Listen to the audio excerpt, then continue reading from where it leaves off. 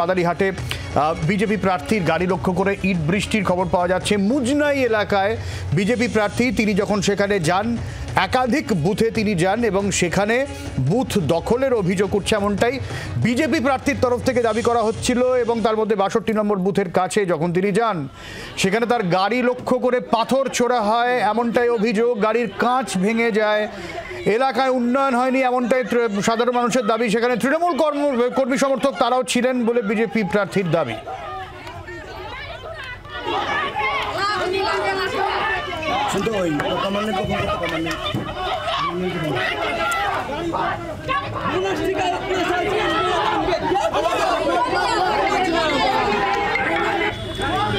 Hello, 60 নম্বর বুথে আমাদের উপরে অ্যাটাক করছে, গাড়ি ঘিরে নিচ্ছে পুরো।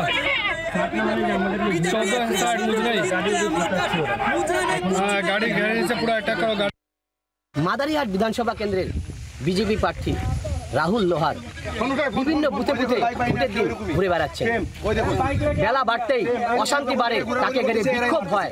ইতিমধ্যেই এই যে মুজনাই এলাকায় ৬২ নম্বর বুথ থেকে যখন তিনি বেরিয়ে যান, বিক্ষোভের মুখে পড়ার পর তাকে এই গাড়ি লক্ষ্য করে, আমি একটু সহকর্মীকে বলবো, ব্যাপক ইট বৃষ্টি হয় এবং ভাঙচুর করা হয় গাড়ি, এমনটাই অভিযোগ। এবং স্থানীয় যিনি বাসিন্দা বয়স্ক বৃদ্ধা যাচ্ছিলেন, তিনি কিন্তু এই দৃশ্য দেখেন এবং তিনিও জানালেন যে কে বা কাহারা এভাবে ঢিল মেরেছে, পাথর দিয়েছে, গাড়ি ভাঙচুর হয়েছে। অল্পের জন্য রক্ষা পায় রাহুল লোহার এবং তার সহযোগীরা। ঘটনাস্থলে পুলিশ পুরো ঘটনার তদন্ত শুরু করেছে। ইতিমধ্যেই বিজেপি প্রার্থী নির্বাচন কমিশনে তারা কিন্তু অভিযোগ জানানোর প্রক্রিয়া শুরু করেছেন। কিন্তু কে বা কারা এভাবে তাকে ঢিল বা পাথর ছুড়ল, সেটা নিয়ে কিন্তু প্রশ্ন উঠতে শুরু করেছে। মাদারিহাট থেকে প্রদ্যুৎ দাস, জি ২৪ ঘন্টা। এখন ঠিক কি পরিস্থিতি প্রদ্যুতের কাছ থেকেই জানবো, যেখানে বিজেপি প্রার্থী বিভিন্ন জায়গায় ঘুরছেন এবং সেখানে বিভিন্ন জায়গা থেকে বিক্ষোভের মুখে পড়তে হচ্ছে বলে অভিযোগ। প্রদ্যুৎ রয়েছেন আমাদের সঙ্গে। প্রদ্যুৎ, দেখো, এই মুহূর্তে মুজনাই এলাকায় যেখানে গাড়ি ভাঙচুর করা হয়েছে, মাদারিহাট বিধানসভা কেন্দ্রের উপনির্বাচনের বিজেপি প্রার্থী রাহুল লোহারের সেই গাড়ির ওপর কিন্তু ঢিল ছোড়া হয়েছে, পাথর ছোড়া হয়েছে, ইট বৃষ্টি, এবং গাড়ির কাঁচ ভেঙে গেছে।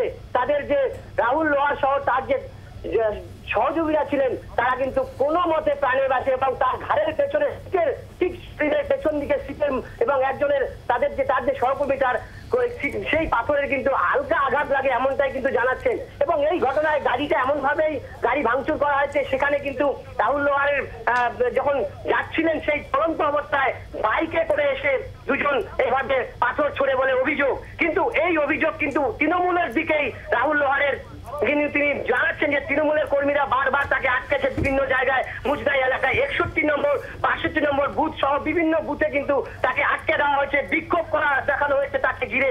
এবং এই ঘটনায় কিন্তু পুলিশ অনেকটা ছিল, তিনি যখন যাচ্ছিলেন এই রাস্তা দিয়ে, সেই সময় কিন্তু পুলিশ, এবং সেই কারণে কিন্তু এই রাহুল লোহার এই মুহূর্তে এখানে রয়েছেন এবং এখনো তিনি আটকেই রয়েছেন। যেতে এটা কোন জায়গায় আটকে রয়েছেন প্রদ্যুৎ? মুজনাই ৬২ নম্বর বুথ, মুজনাই এলাকায় ৬২ নম্বর বুথের কাছে আটকে রয়েছেন। অনেক ধন্যবাদ প্রদ্যুৎ। বাংলার আওয়াজ, বাঙালির আবেগ, জি ২৪ ঘন্টা।